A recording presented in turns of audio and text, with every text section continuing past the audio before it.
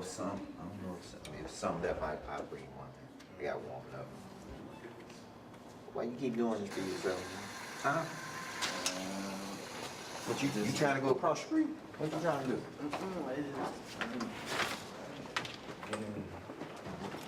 Oh, you getting yourself and stuff like this, man. This the third time in 2 weeks, man.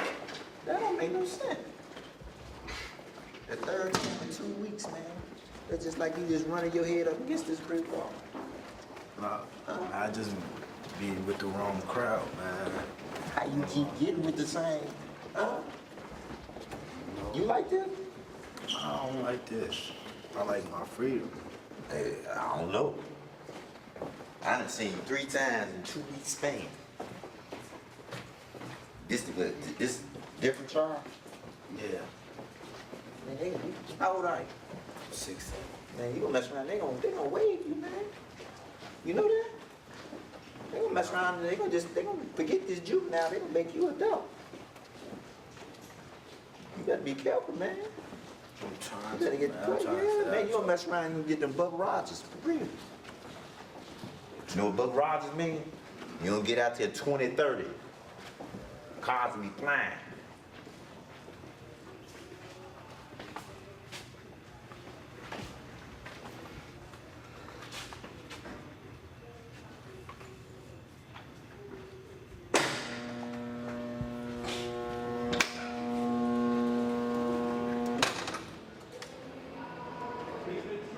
Read these rules, man.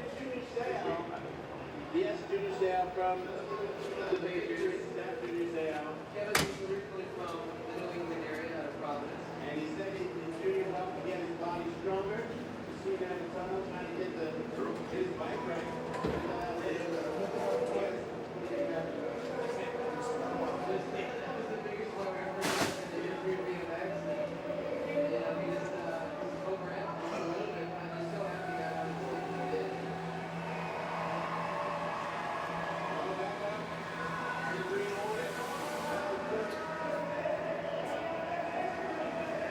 Size about the 7-footer.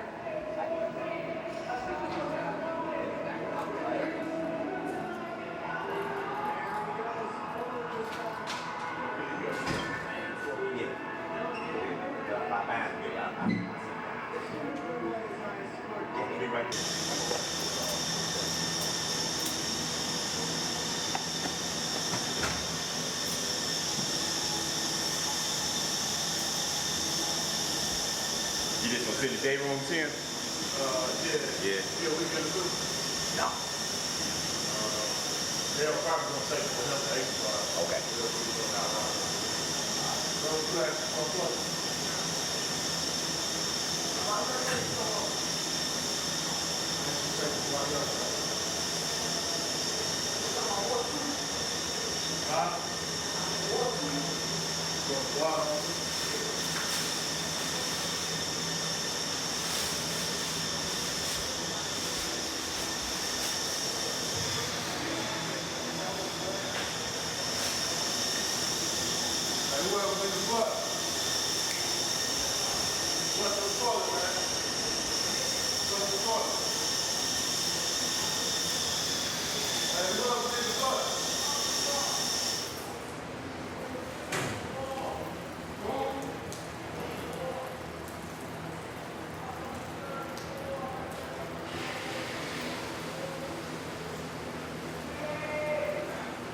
With pants on.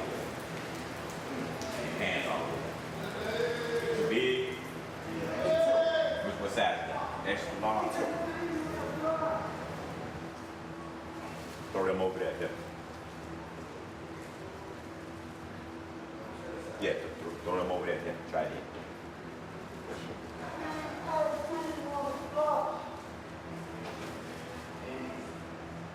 And they too big too.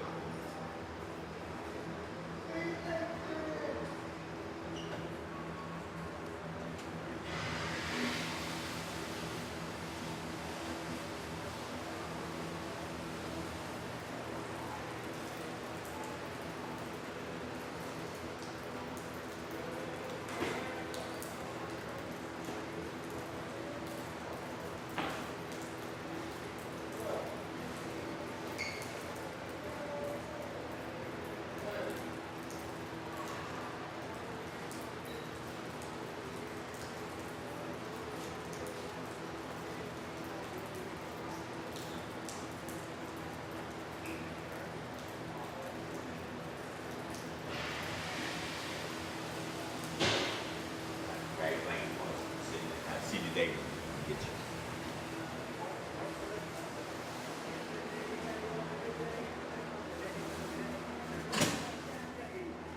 Thank you so much, Peter. Congratulations, Chad Gilby. He wanted that bad. But what's amazing about these guys put a show on tonight. Your bronze medalists, Kevin Robertson and Dave Mira, coming from another planet, get his 22nd X Games medal. But there he is, your winner, Chad Gilby. Econolodge has a new look and free Wi-Fi. To find out what else is Single file line hands to the back. Taking y'all to the hotel part. That's where y'all gonna be housed at. Right from one side. Don't move. Stop.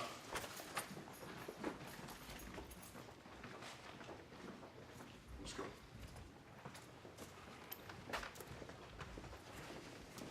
How many weekends you got? You ain't got no weekends, you permanent? I gotta go to court Monday. How many times you been? 7. Time to get your life right. 7 is too many times to the left. On this side. I can't get no trash. I'll get you something to eat, man. Let me lock y'all down first. I'm opening up hotel. Put y'all on hotel, then I'm gonna go down here and get you something to eat. You ain't eat all day? Okay.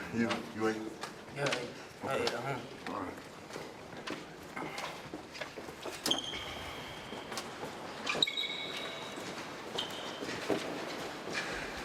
It's 17. It's bad business. Bad business. You wanna explain this to your mom? What about school? I don't know. Education. Hopefully they'll let me out. One day. So you in school? Yeah. To the right, to the right, to the right, to the right.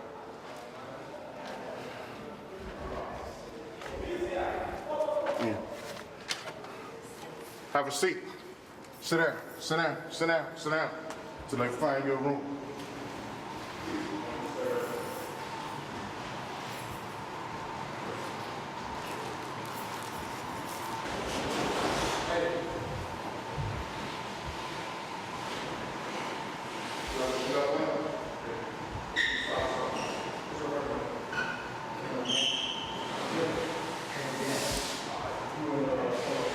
One more time.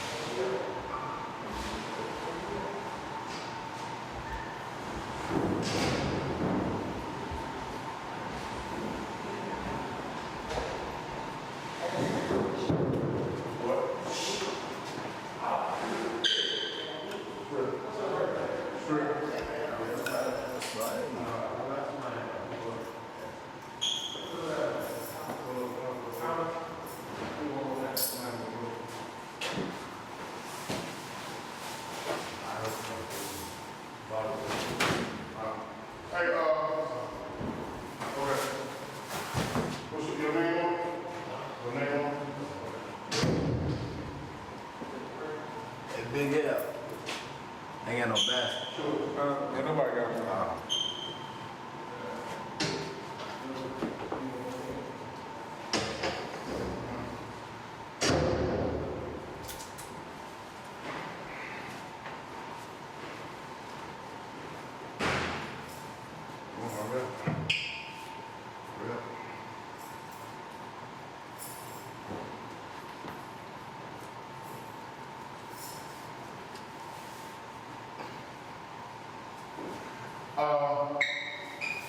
My man over here in 102 left a book over there on Foxtrot. It's called Some Violets Are Blue. Here weekend, so make sure you get that back.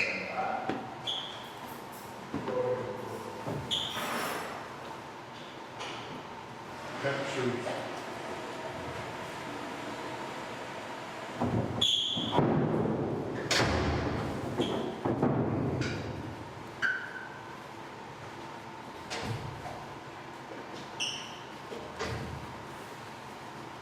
You have no shoes?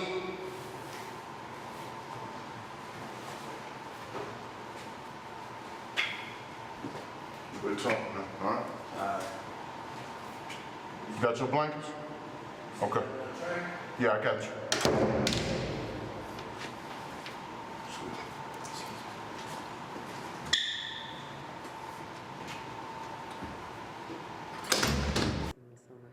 Friday nights, it could be summer, it could be the dead of winter, it could be fall, it doesn't matter. Friday nights are crazy around here, always. It's just because either kids are, you know, it's the start of the weekend. Have you Yeah. ever made any rhyme or reason out of the whole? None. Nope. I guess pent up frustration from the week, you know, probably just like adults, like, woohoo, Friday's here, and just out of control. On top of that, too, we do get weekenders that are, you know, have their commitments here. So a case like this has got to be somewhat frustrating for you because this isn't the first time. No, it is, and I knew I could just tell by looking at him because he has like a quiet reserve, you know, about him, and for somebody that has like a history like that, like his disposition told me there was a little bit more, you know, so I started reading before he sat down to find out what, you know, the situation was. And I found, you know, age 11, 12, that's the first time, and, you know, then you're kind of quiet for a year or two, and then something starts back up again, and then the offenses too, you know, that he was doing, the, you know, the theft, the strong-armed robbery, that's not just your kid just getting into a little bit of, you know, mischief. It tells me something else was going on. That's why I asked him about the drug abuse, because I just didn't, it just doesn't fit. It Doesn't add up. No, it doesn't add up. Does it surprise you at all when you know, pull up a rap sheet like this that, you know, it can go back to age 11 because you're a mom? I know. That's I'm awful. telling you, every time I sit down and I hear, you know, I hear that, and in the back of my mind while I'm talking with kids and, you know, doing my thing with them, when I moved over here and I was thinking age 11, okay, my daughter, you know, is 12, and I'm over here complaining because she has a smart mouth. You know, we have, you know, she's going through her teenage angst, and I'm, oh my God, you know, at home sometimes frustrated, and I telling myself over here, like, I don't have anything to be frustrated about at all when I hear that. Does it ever make you think, what is it we can possibly do to stop it? I mean, it's a cycle. It is. And when I was looking at his, that's why I asked him, I knew that the family somewhere, you know, there was a deeper story. His dad is incarcerated for dealing crack, he said. Mom, you know, there's 10 kids, it's a large family. 5 have been here.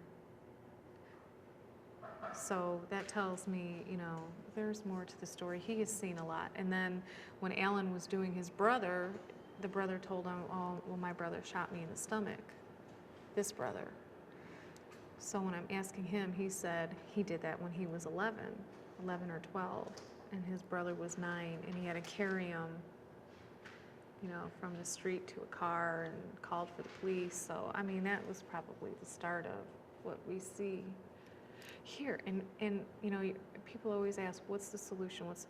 It starts with a family. If you do, you know, we could sit here and talk with the kids till we're blue, you know, in the face, but unless the family or they have a role model or somebody that shows them different, you know, I don't really foresee.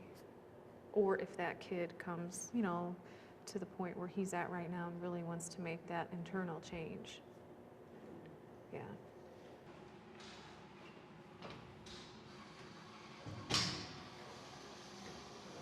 You all right, man? So when you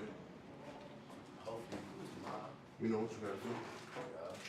Your brother, your whole family, they need you. You got one life. You being here, you destroying it. This is no place for no man. No man. And if you throw all that away, it won't amount to anything. You got family at home that need you. What's most important is your well-being in the future. And if you start now, working on that now, you'll be okay then. First thing you need to do is get back in school, your education. Second thing you need to do is make sure you leave those individuals alone. All the outside crowd, they're not gonna mourn you when you're gone. There's too many of my young brothers and sisters thought just locked up. You say no. You gotta say no. I don't want to be here. I should be doing something else. I'm lucky. I escaped death plenty of times. I shouldn't be here. Out of 13 of us, I'm the last one alive. And it hurt. It hurt. It's messed up. But you can make a change. And you gotta do that. You hear me? Yes. Come here, man. I love you. You hear me? Love you too, man.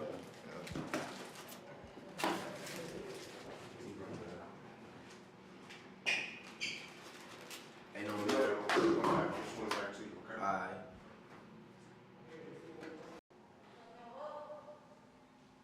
Hey,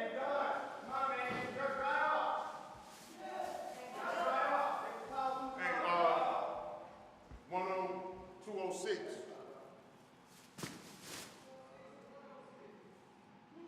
Where the toilet paper at? Where's some TP? Toilet paper here? You need some more? What? Nah, nobody getting up, man. Whole building like that. I got you.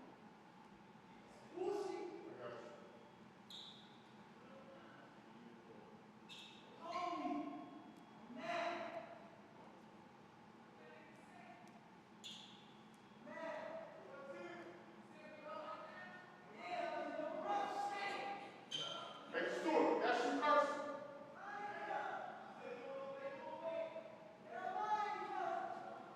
I don't want to hear it, man. If I hear it, man, if I hear it one more time, this whole side will be on general lockdown. One more time.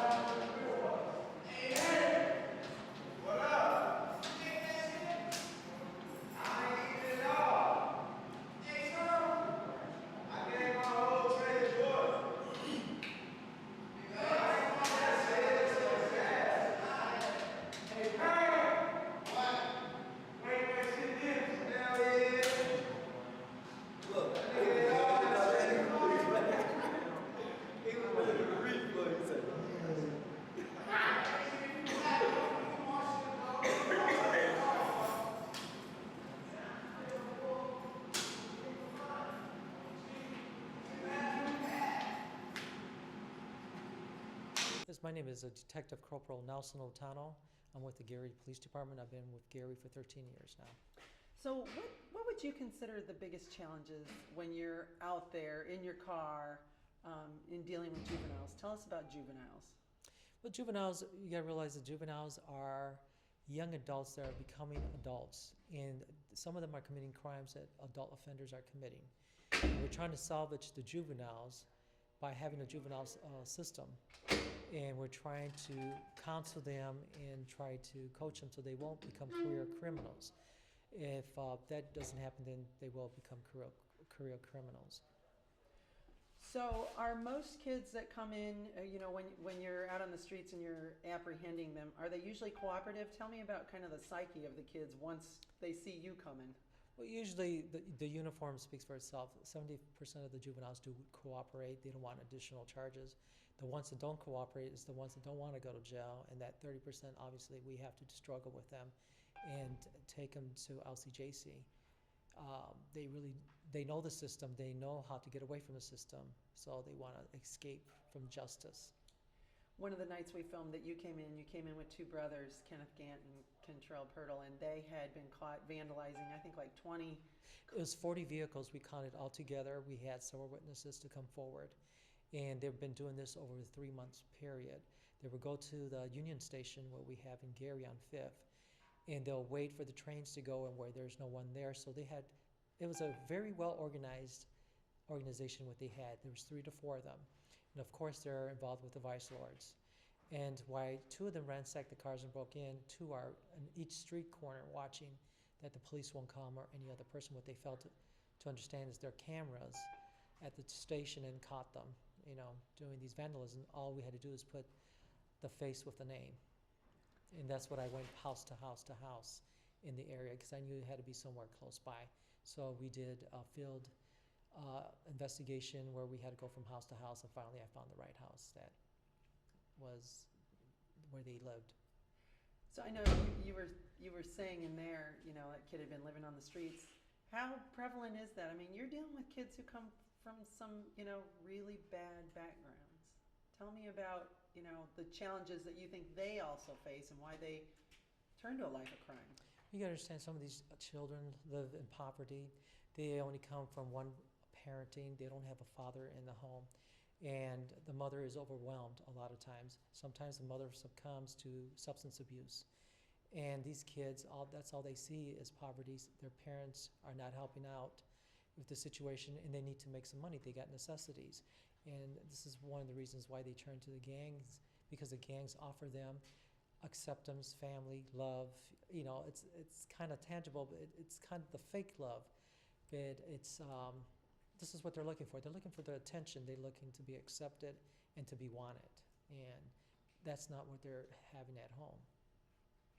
Anything you would want the public to know about, kind of the job you have, the kids you see, the work you do?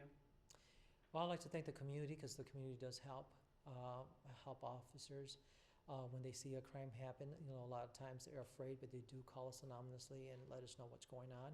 That's what happened on the instance with the 2 brothers. We had a brave witness that came forward, and he took a picture of them also with his own camera, and he helped us piece the puzzle together.